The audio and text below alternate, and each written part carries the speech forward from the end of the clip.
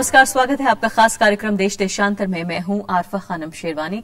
दक्षिण कोरिया की राष्ट्रपति पाक ग्यून हाई आज भारत दौरे पर पहुंच गई हैं। माना जा रहा है कि विज्ञान, सूचना और तकनीकी के अलावा व्यापार और निवेश पर भी महत्वपूर्ण बातचीत होगी। दक्षिण कोरिया की पहली महिला राष्ट्रपति हैं। वो भारत में कोरिया की न्यूक्लियर प्लांट टेक्नोलॉजी के लिए संभावनाएं तलाश करने की कोशिश करेंगी, ऐसी खबरें आ रही हैं। लेकिन सवाल कई उठ रहे हैं। दक्षिण कोरिया में सरकार अभी नई है और भारत में भी अगर देखा जाए तो अपने आखिरी दौर में सरकार है। ये चुनाव से पहले का समय है, तो किस तरह की उम्मीद की जाए, किस तरह के फैसले हो सकते हैं। हम जानते हैं कि पॉस्को को लेकर भी 10 साल तक कम से कम जद्दोजहद चली, जब जाकर कहीं वो प्रोजेक्ट शुरू हुआ है। इन तमाम मसलों पर हम चर्चा करेंगे। किस तरह की रणनीतिक जो है वो सौदा हो सकता है क्या दोनों देशों के बीच, अपने खास मेहमानों के जरिए। मेरे साथ हैं शशांक, जो कि फॉर्मर फॉरेन सेक्रेटरी हैं। इसके अलावा प्रोफेसर संदीप कुमार मिश्रा हैं, department of east Asian studies, Delhi university. Captain Alok Bansal हैं, एग्जीक्यूटिव डायरेक्टर हैं, south Asian institute for strategic affairs. और मेरे साथ फोन लाइन पर संदीप दीक्षित भी बने रहेंगे, जो कि सीनियर असिस्टेंट एडिटर हैं द हिंदू अखबार के। चारों मेहमानों का बहुत बहुत स्वागत है। सबसे पहले शशांक जी, आपके साथ मैं शुरुआत करना चाहती हूँ। अगर हम तीन मुख्य प्राथमिकताएं देखें तो फिलहाल जिस दौर में हमने कहा कि दोनों की सरकारें हैं, बहुत महत्वपूर्ण फैसले लेने की स्थिति में नहीं है, लेकिन फिर भी इन 4 दिनों में हम किस तरह की उम्मीद कर रहे हैं इस यात्रा से? एक तो आवश्यकता यह है कि जो भारत की लुक ईस्ट पॉलिसी रही है उसमें कोरिया के साथ संबंध एक बहुत ही मील के पत्थर की तरह साबित हुए हैं। क्योंकि मैं कहूंगा कि जो पूर्वी एशिया के देशों के साथ में हमारे संबंधों में इतना बदलाव आया है, उसमें दक्षिण कोरिया और सिंगापुर, ये दोनों देश प्रथम थे जिन्होंने भारत के साथ में अपने रिश्ते मजबूत किए हैं और इकोनॉमिक कोऑपरेशन में हर तरीके से कोशिश की है कि पूर्व एशिया में भारत के संबंध मजबूत हों। दूसरा मैं ये कहूंगा कि जो दक्षिण कोरिया ने चाहे सिंबॉलिक तरीके से ही अपना सबसे बड़ा इन्वेस्टमेंट विदेशों में वो भारत में लगाने का प्रयास किया है। उनको मालूम है कि हर जगह जब भी बड़ा इन्वेस्टमेंट आता है कोई ना कोई डिलेज होती हैं, उसमें तरह तरह के उसमें क्राइटेरिया होते हैं, एनवायरमेंटल होते हैं, कुछ ट्रेडिशनल पीपल्स के राइट्स के होते हैं। है पिछले 10 साल में दक्षिण कोरिया को, आपको लगता है अभी भी उनका इतना दिल बड़ा है कि वो फिर से नए प्रोजेक्ट के लिए आएंगे जरूर यहाँ पर? उड़ीसा में कुछ मैं कहूंगा कि देखिए 70 के दशक के शुरू में बीजू पटनायक ने कोरिया को बुलाने का प्रयास किया, पॉस्को को, क्योंकि उन दिनों पॉस्को जो है बहुत एफिशिएंट स्टील प्रोड्यूसर माना जाता था, तो बहुत कोशिश की। अब उनके जमाने में नहीं हो पाया, तो एक तरीके से पॉस्को भी अपने को मॉरली कमिटेड समझता है कि अगर ये इस समय की सरकार और खास करके सेंट्रल गवर्नमेंट ने, प्राइम मिनिस्टर मनमोहन सिंह जी ने कई बार कहा है कि नहीं, हम साउथ कोरिया के जितने भी यहाँ पे इन्वेस्टमेंट्स हैं, पॉस्को का हो चाहे कोई भी हो, हम उसके साथ में आगे बढ़ना चाहते हैं। ये हमारी पूर्व एशिया के साथ में मजबूत संबंध करने वाली नीति का एक हिस्सा है। और जो हम अपने यहाँ कैपेबिलिटीज बढ़ा रहे हैं, हम सोचते हैं कि जिस तरीके से दक्षिण कोरिया ने अपनी कैपेबिलिटीज बढ़ाई है मैन्युफैक्चरिंग सेक्टर में, और जिस प्रकार के हालात वहां चल रहे हैं, क्योंकि आजकल चीन में आपने देखा होगा स्टील प्रोडक्शन में सबसे ज्यादा चीन आगे निकल चुका है। तो ऐसे में कोरिया और जापान का वाकई में सोचना हो सकता है कि अगर भारत में जो है अपने वो स्टील प्रोडक्शन का पैमाने बढ़ाएं तो वो चीन को थोड़ा सा कंपटीशन दे सकते हैं ग्लोबल मार्केट्स में। तो आपकी बात से अंदाजा ये हो रहा है कि मुद्दा कमोबेश जो है घूम फिर कर आर्थिक ही रहेगा, मेनली आर्थिक रहेगा, लेकिन भारत और कोरिया के रिश्ते अब जो है स्ट्रैटेजिक और ग्लोबल पार्टनरशिप की तरफ भी बढ़ चुके हैं। क्योंकि कोरिया एक समय माना जाता था, खास करके जो अभी आजकल राष्ट्रपति आ रहे हैं, इनके फादर के टाइम पर, कि ये बड़ा स्ट्रांग मिलिट्री गवर्नमेंट है जी। वहां पर डेमोक्रेटाइजेशन प्रोसेस शुरू हुआ, लेकिन अब हम कह सकते हैं जबकि एक लेडी प्रेसिडेंट वहां बनी है, तो डेमोक्रेसी काफी उन्होंने कोशिश करके आगे बढ़ाए हैं।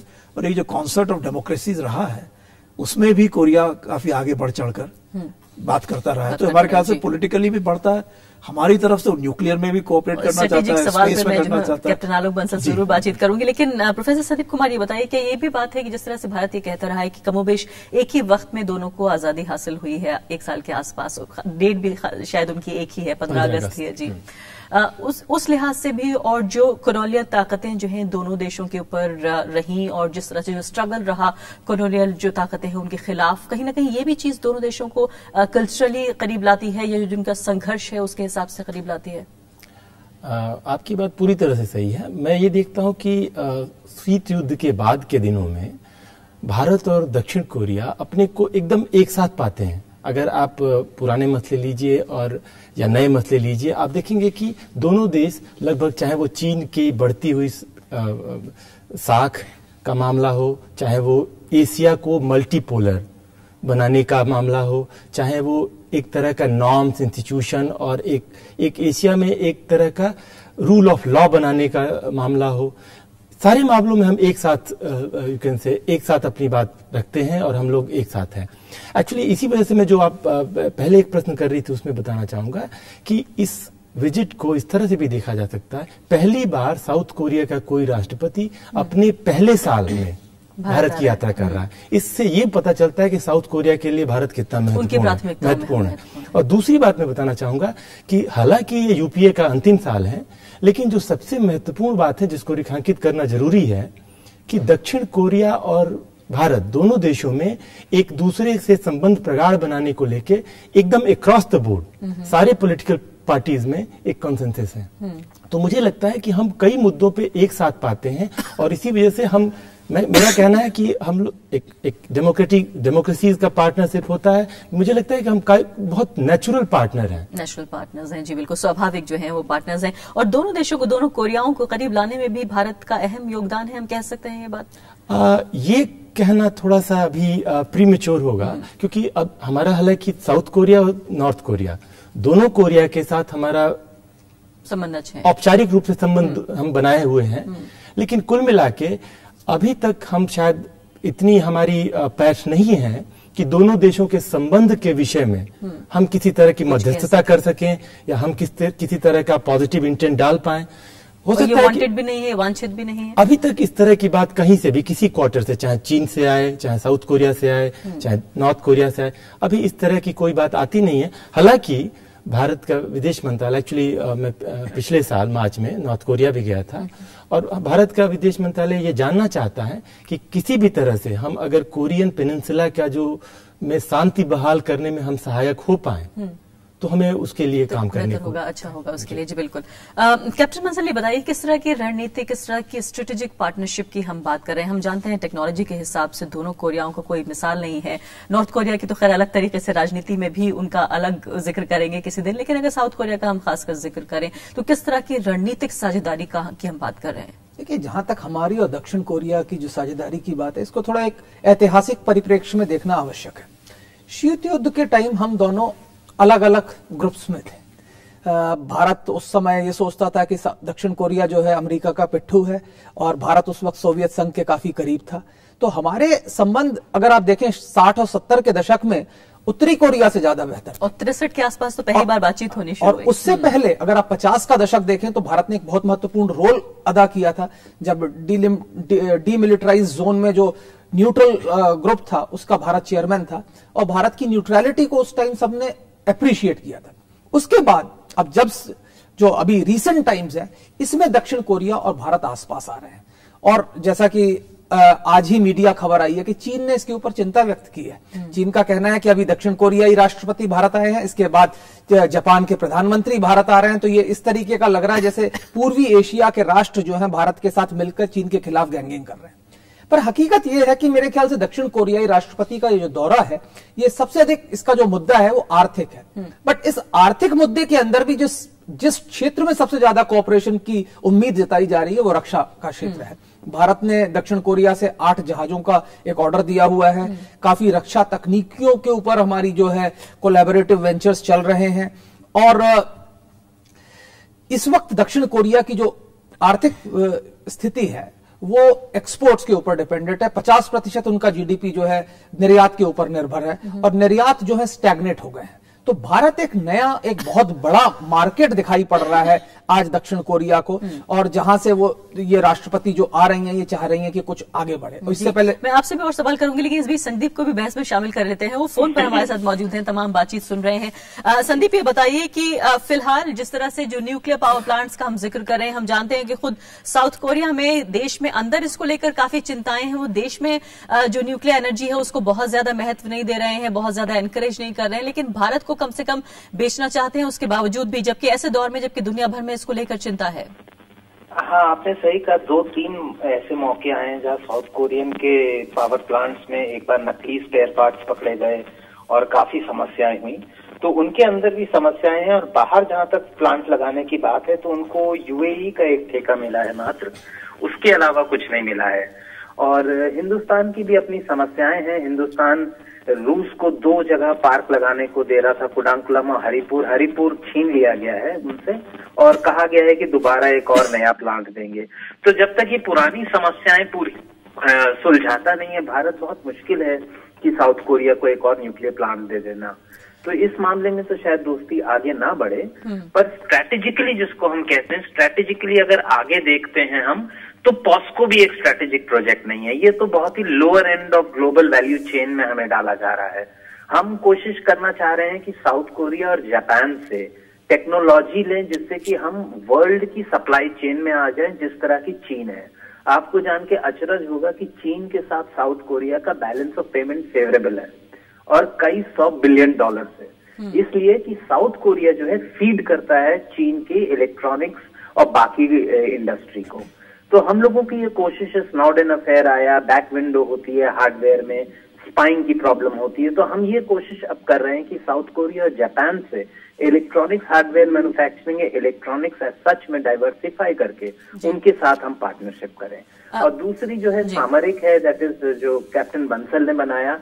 तो साउथ कोरिया की बहुत अच्छी डिफेंस है, तो हम कुछ माइन स्वीपर्स अब खरीदने वाले हैं उनसे, और वो पहली हमारी डिफेंस परचेज होगी साउथ कोरिया के से। जी, लेकिन संदीप, कहा यह भी जा रहा है कि जो उनके घरेलू जो कारोबारी हैं साउथ कोरिया के, कहीं ना कहीं वहां एक निराशा है। जिस तरह यहाँ पे जिक्र हुआ कि 50% जो है वहां की इकोनॉमी एक्सपोर्ट पे डिपेंड करती है, तो ऐसा तो नहीं है कि चूंकि कहा भी गया अभी पैनल में कि प्राथमिकताओं में हम उनके शामिल हैं और पहले साल में यहाँ विजिट कर रही हैं और राष्ट्रपति भारत, लेकिन इसके अलावा खबरें इस तरह की भी हैं कि चूंकि भारत की तरफ से अच्छे फीलर्स मिले हैं कि शायद यहाँ अच्छा कारोबार हो सकता है, इसलिए भी ये विजिट की गई है, क्योंकि कहीं ना कहीं जो इकोनॉमी का जो उनका स्लो डाउन है, जो मंदी है, उसको उसकी बेहतरी के लिए कहीं ना कहीं ये विजिट प्लान किया गया है। हाँ बिल्कुल, जैसा कि आपने बताया कि चीन के जो यहाँ एम्बेसडर हैं, उन्होंने 2 आर्टिकल्स लिखे, एक जापान पे एक कोरिया पे, और चिंता व्यक्त की। तो जाहिर है चीन को भी ये समझ आ रहा है कि कोरिया और जापान जो है ये चाह रहे हैं कि all eggs in one basket ना हो, यानी कि चीन के अलावा वो कहीं और भी निवेश करें, जिससे कि रिस्क जो है स्प्रेड आउट हो जाए।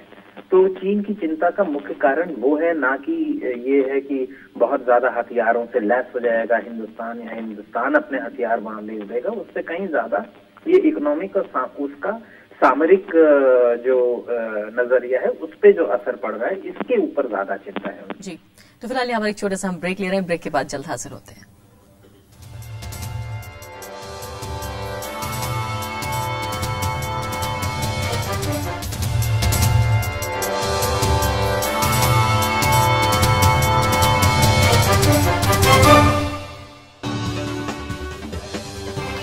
साउथ कोरिया के राष्ट्रपति इस वक्त भारत में हैं और 4 दिनों के दौरे पर हैं। हम ये जानने की कोशिश कर रहे हैं कि क्या उद्देश्य इस पूरी यात्रा का है, किस तरह की उम्मीद लगाई जाए और क्या कुछ हो सकता है अलग अलग फ्रंट पर। कैप्टन बंसल, ये बताइए कि फिलहाल 2011 में जो है सिविल न्यूक्लियर अग्रीमेंट हुआ था भारत के और दक्षिण कोरिया के बीच, अभी जमीन पर हमें उसका क्या कुछ नजर आ रहा है?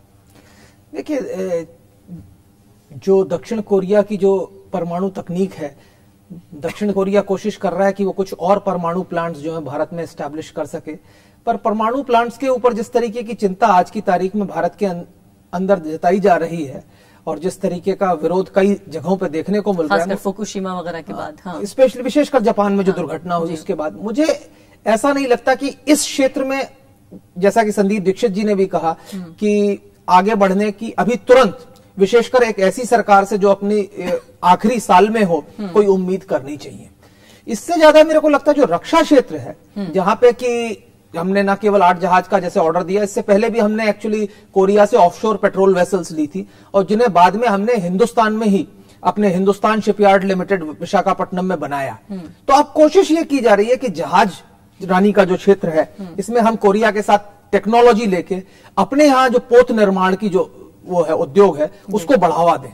और इसमें और कई रक्षा के क्षेत्र में, जैसे अभी असॉल्ट राइफल्स की बात हो रही है, इन्फेंट्री व्हीकल्स की बात हो रही है, कई ऐसे क्षेत्र हैं जहां पे कि कोरिया ने काफी महारत हासिल की। लेकिन क्या उनके और हमारे एजेंडे में फर्क है? जो वो एजेंडा वो लेकर आई हैं और जो हम चाहते हैं? देखिए, उनका एजेंडा विशेषकर आर्थिक है तो वो चाह रही हैं कि उनकी जो इंडस्ट्रीज हैं उनको ऑर्डर्स मिले, वो करें। अगर आप देखें कि जो जहां तक सवाल मैन्युफैक्चरिंग का है, कोरिया ने बहुत पहले डाइवो इंडस्ट्रीज यहां आई थी जो फ्लॉप हो गई, जैसा कि आपको मालूम, एक जमाने में काफी उनकी कारें काफी पॉपुलर थी वो। तो अभी जो अधिकतर जो कोरिया का जो एक्सपोर्ट ओरिएंटेड है वो यहाँ पे इन्वेस्टमेंट है। और इस साल जो है भारत जो है दक्षिण पूर्व एशिया के जो राष्ट्र हैं उनके साथ एक free trade agreement on investment करने वाला है। तो उसके बाद हो सकता है कोरिया को ऐसा लग रहा हो कि उन राष्ट्रों को एक बढ़त मिल जाए, इसलिए इससे पहले कि वो फ्री ट्रेड एग्रीमेंट आ जाए, अगर इस वक्त वो अगर यहाँ पे आके कुछ बढ़त लेती हैं तो हो सकता है वो प्रीएम्प्ट कर सके। तो ये जो आर्थिक मुद्दा है जो एक महत्वपूर्ण होगा, और इस आर्थिक मुद्दे के अंदर जो रक्षा क्षेत्र है, जो रक्षा व्यापार का क्षेत्र है, क्योंकि भारत आज ये चाहता है कि हम भी रक्षा के जो कुछ प्लेटफॉर्म्स हैं, वेपन्स हैं, वो एक्सपोर्ट करें, और उनके लिए हमें टेक्नोलॉजी किसी ऐसे राष्ट्र से मिले जो बिना स्ट्रिंग्स अटैच्ड हो। क्योंकि जो अमेरिका और कई बार पश्चिमी राष्ट्रों से जो हमें तकनीक मिलती है, या जो सोवियत संघ रशिया से भी जो मिलती है आज की तारीख में, वो हमें री एक्सपोर्ट करने की परमिशन नहीं देती। जैसे कि अभी ब्रह्मोस मिसाइल्स हमने बनाई, वो हम किसी तीसरे राष्ट्र को करने के लिए हमें फिर रूस से उसकी इजाजत लेनी पड़ती है। प्रोफेसर संदीप कुमार, ये बताइए कि हुंडई, सैमसंग हम जानते हैं आज घर घर में है भारत में, इसके अलावा और भी कंपनियां होंगी जो शायद उतना नहीं मैं जानती होंगी, लेकिन क्या हम ये उम्मीद कर रहे हैं इस बार जिस तरह का माहौल नजर आ रहा है कि लेकिन राजनीतिक जो हमारे हालात हैं घरेलू हमारे और उनकी नई सरकार के, क्या वाकई और इस तरह की कंपनियां भारत में आके इन्वेस्ट कर सकती हैं? भारत तो ये चाहता है कि कंपनियां आए और इन्वेस्ट करें। निश्चित रूप से दोनों देश चाहेंगे, और विशेष रूप से भारत चाहेगा कि कोरिया के और इन्वेस्टमेंट निवेश भारत में हो, क्योंकि बताया तो ये जा रहा है कि भारत को ने एफडीआई को लिबरलाइज तो कर दिया है लेकिन इन्वेस्टर्स नहीं आ रहे हैं। हाँ, ये भी मुद्दा है। और दूसरा मुद्दा ये भी है कि कोरिया और भारत का जो बायलैटरल ट्रेड है वो तो बढ़ा है, लेकिन अगर आप देखेंगे कि कोरिया का इंडिया में इन्वेस्टमेंट वो अभी भी बहुत मिनिस्कुल है। एक्चुअली जितना इसका पोटेंशियल है उसे साफ देखिए तो उतना रियलाइज नहीं हो पा रहा है। लेकिन भारत जितना इन्वेस्टमेंट कर रहा है कोरिया में, उससे ज्यादा कहीं कोरिया भारत में इन्वेस्टमेंट कर रहा है। तो हम इस बैलेंस को भी देखना चाहेंगे, हम इसको बढ़ाना भी चाहेंगे। और जो सबसे महत्वपूर्ण मुद्दा है जो भारत का जिस पे जोर है, और शायद कोरिया भी इस बात को समझता है, कि हम केवल सैमसंग या एलजी या hyundai या बड़े जो कोरियन कंपनीज हैं इनको ही इनवाइट करें, इनके लिए ही अच्छा एक मार्केट ना बने। हम हो सके तो स्मॉल और मीडियम इंटरप्राइजेज को इनवाइट करने का कोशिश करें। अगर आप सेपा के प्रोविजन, जो कॉम्प्रिहेंसिव इकोनॉमिक पार्टनरशिप एग्रीमेंट था जो हमने 2009 में साइन किया, 2009 में साइन किया था, 2010 से शुरू हुआ, तो उसमें अगर आप देखेंगे तो कोशिश ये की गई है कि किस तरह से हम एक दूसरे के लिए जो स्मॉल और मीडियम इंटरप्राइजेज हैं उनके लिए अपने मार्केट से अट्रैक्टिव बनाएं। और ये ज्यादा कॉम्प्रिहेंसिव, ज्यादा बैलेंस अप्रोच होगा कि दोनों देश एक दूसरे के करीब आए। लेकिन इसमें यह भी कहा जा रहा है कि मुकाबले के तौर पर जापान भी है, रशिया भी है, इन सब के बीच में भारत के लिए क्या प्राथमिकता होनी चाहिए? भारत के लिए देखिए, जापान और आर्थिक एतबार से, हाँ, आर्थिक एतबार से मेरे हिसाब से जो सबसे महत्वपूर्ण पक्ष है भारत और साउथ कोरिया के, जो कि भारत और जापान के साथ भी है, कि हमारी कॉम्प्लीमेंटरिटी है, हम एक दूसरे के पूरक हैं। जो हम, जैसे भारत का जो कोर कॉम्पिटेंस है, जिन चीजों में अच्छा है, जैसे मान लीजिए हम लेबर, हमारे पास है चीप लेबर है साउथ कोरिया के मुकाबले, हमारे पास मार्केट बड़ा है, हमारे पास नेचुरल रिसोर्सेज है। ठीक उलट उनके पास कैपिटल बहुत अच्छा है, उनके पास टेक्नोलॉजीज एडवांस्ड है। तो इसी तरह से अगर आप आईटी इंडस्ट्री देखें तो हमारा सॉफ्टवेयर बड़ा अच्छा है, उनका हार्डवेयर बड़ा अच्छा है, इन द सेंस कि एक तरह का कॉम्प्लीमेंटरिटी है, दोनों को एक दूसरे की जरूरत है। एक दोनों को एक दूसरे की जरूरत है। और रही बात अगर जापान से कोरिया की तुलना करने की, तो यही वजह है कि कोरिया ने अपना सेपा पहले साइन करने के लिए बहुत जो है वो शीघ्रता दिखाई थी, कोशिश किया कि हम जापान से पहले, और जापान से पहले अपना सेपा साइन करने में सफल रहा Korea. Shashank ji, look east policy का आपने शुरुआत में जिक्र किया। इस लुक ईस्ट पॉलिसी के 2 दशक के बाद हम ये देखें कि किस तरह से रिश्ते भारत के रहे हैं सभी ईस्ट एशियन देशों से, तो ऐसे में हम कहां पहुंचते हुए नजर आते हैं? हम कहेंगे कि मेंटली तो काफी आगे बढ़ चुके हैं, लेकिन जो फिजिकल कनेक्टिविटीज वगैरह होनी चाहिए थी वो नहीं हो पाई है। और उसकी वजह रही है म्यांमार, क्योंकि जो हमारा 4000 किलोमीटर के करीब म्यांमार के साथ में बॉर्डर है, वो किसी तरीके से साउथ ईस्ट एशिया के साथ में नहीं जुड़ पाया। अब हम सोच रहे हैं कि औसा सूची, जब उसमें म्यांमार के उनके रिश्ते थोड़े से सरकार के साथ में सुधर गए हैं और वहाँ डेमोक्रेसी का प्रोसेस चल रहा है, तो मेरे ख्याल से हमारे को जो है अब कोई किसी तरह की परेशानी नहीं रहनी चाहिए। और कोरिया और जापान को, दोनों को हम अपने नॉर्थ ईस्ट के लिए और उसकी कनेक्टिविटी के लिए साउथ ईस्ट एशिया में उनको इनवाइट कर सकते हैं। तो एक प्रकार से मैं कहूंगा कि जो ब्रिज बनना चाहिए दक्षिण पूर्व एशिया के साथ में, अब पूरा मौका आ गया है कि उसको फिजिकल कनेक्टिविटी करने के लिए और हर तरीके से आने जाने के लिए, ट्रेड के लिए, कस्टम्स रेगुलेशंस के लिए, इमिग्रेशन के लिए, बिजनेस वीसाज के लिए, सबके लिए बहुत सहल कर देना चाहिए, जिससे कि जो हमारा पार्टनरशिप है और उसको बहुत अच्छी उसकी वैल्यू दी जाती है। ऐसा नहीं है, दक्षिण पूर्व एशिया के और कोरिया जैसे मुल्कों में ये माना जाता है कि भारत उनके लिए बहुत महत्वपूर्ण देश है, लेकिन जितना वो सोचते हैं कि भारत के साथ में रिश्ते बढ़ाए जा सकते हैं वो बढ़ नहीं पाए। तो मेरे ख्याल से अब मौका आ गया है।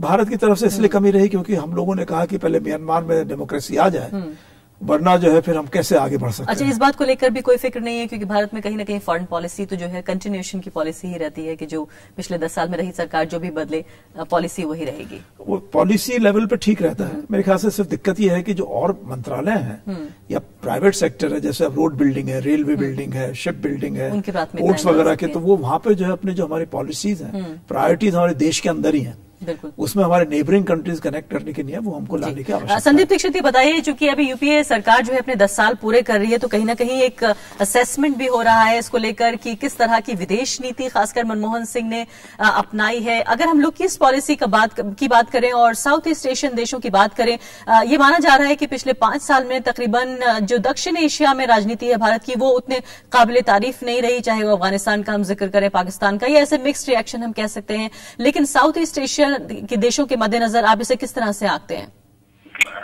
दो चीजें हैं। पहली चीज तो इसमें निस्संदेह यूपीए को पूरा क्रेडिट जाएगा जो साउथ कोरिया और जापान के साथ अपने संबंध प्रगाढ़ किए।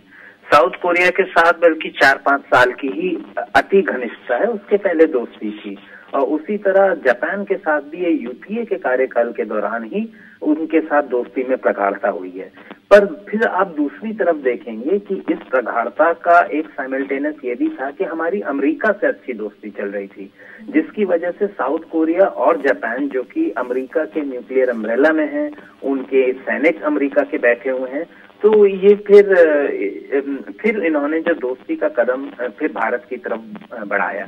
इनफैक्ट अगर आप सीक्वेंशियली देखिए, जापान का जो हिंदुस्तान के प्रति दोस्ती हुई है वो यूनाइटेड स्टेट्स के हर कदम के 1, 2, 3, 4 साल पीछे आई है।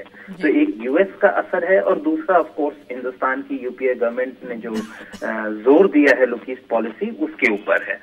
पर जहां तक साउथ कोरिया के साथ हमारा निवेश और बाकी चीजें हैं, तो एक छोटी सी वार्निंग ये है कि साउथ कोरिया के साथ हम जब अधिक व्यापार करें तो थोड़ा सा फूंक के करना होगा, क्योंकि साउथ कोरिया में एक करप्शन इशू हुआ है।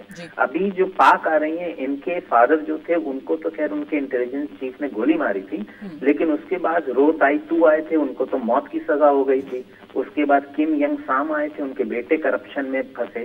किम दाई जुंग के 3 बेटे करप्शन में फंसे, और रो मू यून आए थे, उन्होंने तो प्रेसिडेंट ने आत्महत्या की। और संदीप, खासकर ऐसे दौर में जबकि भारत में भी करप्शन इतना बड़ा मुद्दा हो, तब तो भारत को खुद भी फूंक कर कदम रखना होगा। बहुत बहुत शुक्रिया आपका कार्यक्रम में हिस्सा लेने के लिए। शशांक जी, आपका शुक्रिया। संदीप कुमार मिश्रा और साथ ही कैप्टन आलोक बंसल। तो फिलहाल 4 दिनों के भारत दौरे पर साउथ कोरिया के राष्ट्रपति यहां पर हैं। कई तरह के एजेंडा है, आर्थिक है, रणनीतिक है, राजनीतिक है। देखते हैं अगले 4 दिनों में क्या कुछ होता है। इसी के साथ अभी के लिए इतना ही। नमस्कार।